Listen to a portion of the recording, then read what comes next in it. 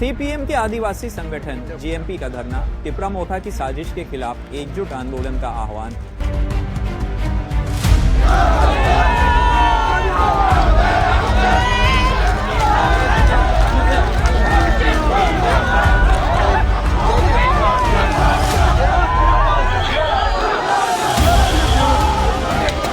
राज्य में त्रिपुरा राजभवन अभियान और धरने के माध्यम से सीपीएम के आदिवासी संगठन गणमुक्ति परिषद, जेएनपी, त्रिपुरा यूथ फेडरेशन टीवाईएफ और त्रिपुरा स्टूडेंट्स यूनियन टीएसयू ने शक्ति प्रदर्शन किया।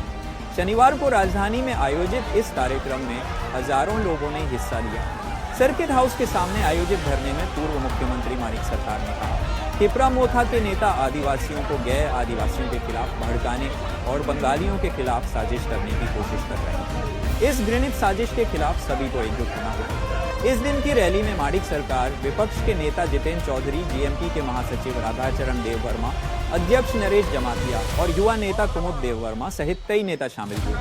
उन्होंने 125वें संविधान संशोधन विधेयक पारित करने, नौकरियों में आरक्षण सुनिश्चित करने और रिक्त पदों को भरने जैसी 6 सूत्रीय मांगे उठाई। 2018 के विधानसभा चुनाव के बाद से ही पहाड़ों में जीएमपी की स्थिति कमजोर हो रही थी। हालांकि राजनीतिक विश्लेषकों का मानना है कि इस कार्यक्रम के जरिए जीएमपी फिर से अपनी स्थिति को मजबूत करने की कोशिश कर रहा है। राष्ट्रीय मंच ने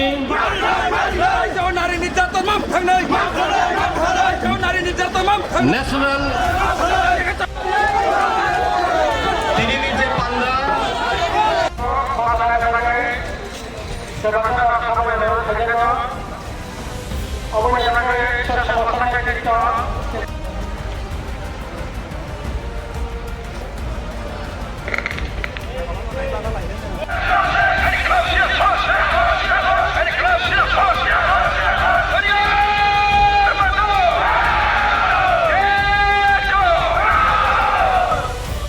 মানুষকে দিনকে রাত, রাতকে দিন, চাঁদকে সূর্য, সূর্যকে চাঁদ বলে বুঝাবার চেষ্টা করেছে, তারা এখন ধরা পড়ে গেছে।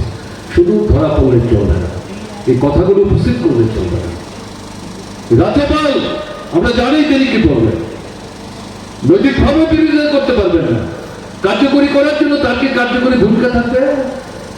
সাংবিধানিকভাবে তার হাতে তো কোনো ক্ষমতাই নেই। আমরা তার কাছ থেকে খুব বেশি কিছু প্রত্যাশা করছি, ঘটনা দ্বারা ব্যক্তিগতভাবে তো তার সঙ্গে আমাদের কোনো বিরোধ নেই। আপনাদের কাছে যে কথা বলতে চাচ্ছি, লড়াই ছাড়া বিকল্প নাই। সামন্ত শাসনের বিরুদ্ধে লড়াই, তার থেকে ত্রিপুরা মুক্তি পেয়েছে। 31 বছরের কংগ্রেসের দুঃশাসন, তার থেকে ত্রিপুরা মুক্ত হয়েছে। কমিউনিস্ট আন্দোলন শক্তিশালী করেছেন আপনারা, বামফ্রন্ট তৈরি করেছেন আপনারা, বামফ্রন্ট সরকার তৈরি করেছেন আপনারা, তাকে উচ্ছেদ করবার জন্য সন্ত্রাসবাদ তৈরি করেছে তারা। জম্মুদ্বীপের রানী বলে রাজ পরিবারের যিনি নেত্রী, তিনি কে সেখানে একটা বিভ্রান্তিকর স্লোগান তুলে উপজাতি যুবকদের যুব সমিতির পতাকা দলে যারা সমবেত হয়েছিলেন তৈরি সম্মেলনে তাদের উস্কে দেওয়ার চেষ্টা করলেন। আঙুলটাকে রক্ত তিলক এতে বাংলাদেশে গিয়ে অস্ত্র হাতে নিয়ে বলেছেন, বামফ্রন্ট সরকার উচ্ছেদ না করা পর্যন্ত এই অস্ত্র মাটিতে ফেলবে না। এই অস্ত্র নিয়ে কি করেছে? রক্তের ধুলি খেলেছে। এগুলো আপনারা জানেন। এদেরকে মোকাবেলা করে পরাস্ত করে কংগ্রেস যুব সমিতির সরকার, আপনারাই আবার বামফ্রন্ট সরকার প্রতিষ্ঠিত করেছেন। এক নাগারে 25 বছর বামফ্রন্ট সরকারকে কাজ করতে দিয়েছেন। বামফ্রন্ট সরকার এই দাবি করেনি সেদিন, আজও করে না। ত্রিপুরার সমস্ত মানুষের সব সমস্যার সমাধান বামফ্রন্ট সরকার করে দিয়ে গেছে। এটাই ঘটনা দাদা। একটা রাজ্যের সরকারের পক্ষে এই সমস্ত সমস্যার সমাধান করা সম্ভব না, যদিও কেন্দ্র সাহায্য করে। কেন্দ্র কংগ্রেসের নেতৃত্বের সরকার সেভাবে করেনি, বিজেপিতে প্রশ্নই আসে না, ষড়যন্ত্র করেছে।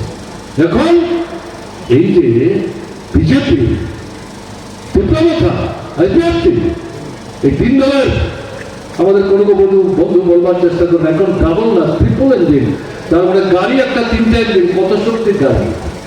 সমস্যার সমাধান কোথায় হচ্ছে? এই জায়গায় এই দুঃশাসন, জনবিরোধী শাসন, স্বৈরাচারী শাসন, ফ্যাসিস্ট শাসন, অনার মৃত্যু, সন্তান বিক্রি, অন্য রাজ্যে কাজের সন্ধানে গিয়ে সেখানে মারা পড়ছে, মৃতদেহ বাড়িতে ফিরে আসতে পারছে না, ঘুষ দেওয়ার কেউ নাই। এই সরকারকে চলতে দেবেন? সরকার চালাতে দেবেন, কেন মেনে নেবেন? ত্রিপুরা মাথা থেকে বিজেপি আইডেন্টি থেকে ত্রিপুরা মাথা প্রত্যেককে অপরাধী। কাজে আপনাদের কাছে যেটা হবে যে উপজাতিদেরকে আলাদা করে অনুপজাতিদের বিরুদ্ধে নিয়ে গিয়ে মূলত বাঙালিদের বিরুদ্ধে যার করবার চেষ্টা করছে ত্রিপুরা মাথার নেতা, এই যে ঘৃণ্য ষড়যন্ত্র তার বিরুদ্ধে রুখে দাঁড়াতে হবে। কিসের ট্রাইবেলের বিরুদ্ধে, কিসের নন ট্রাইবেলের বিরুদ্ধে?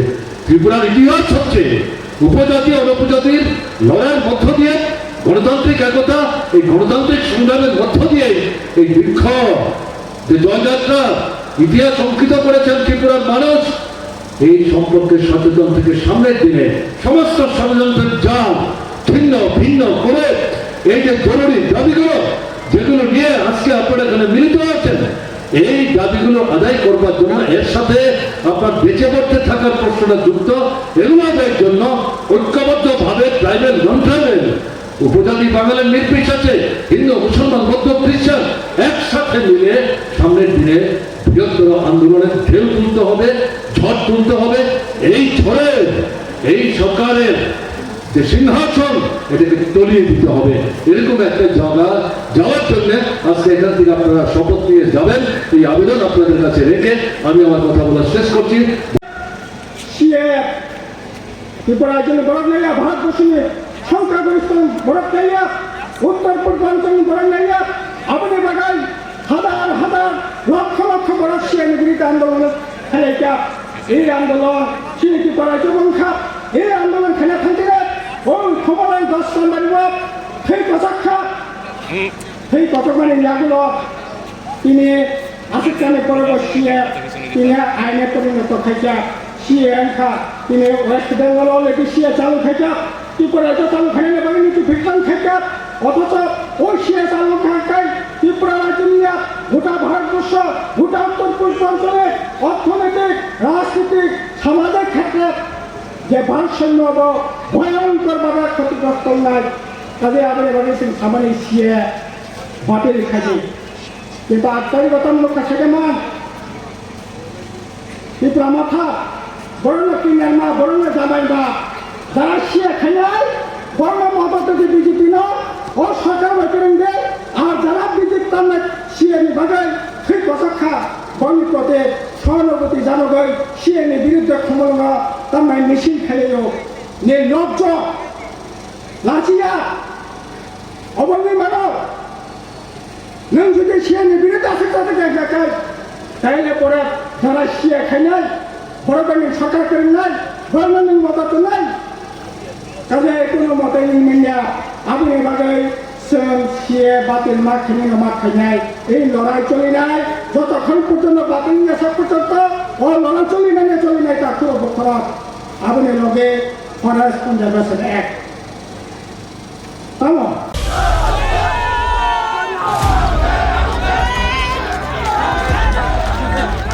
अगरतला से अमित और प्रणव सिल की रिपोर्ट, चिनी कोरांग त्रिपुरा न्यूज।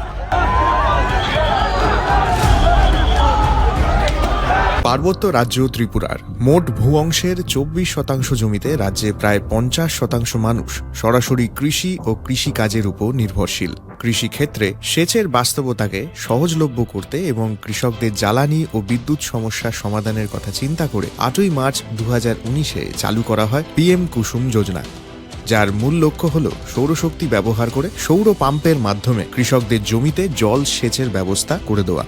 বর্তমানে ত্রিপুরার 3500-রও অধিক কৃষক PM কুসুম প্রকল্পের সুবিধা সরাসরি গ্রহণ করেছে। এর ফলে জমিতে সঠিক সময়ে জলের যোগান পাওয়ায় কৃষি ফসলের উৎপাদন যেমন বৃদ্ধি পাচ্ছে, তেমনি অন্যদিকে জমির উর্বরতাও বৃদ্ধি পাচ্ছে। আমরা তো এই সোলার জল আগে পাইতাম না, খুব কষ্টে আসলাম, পাতা খেতে করতাম পারি না, ধান চাষ করতাম পারি না।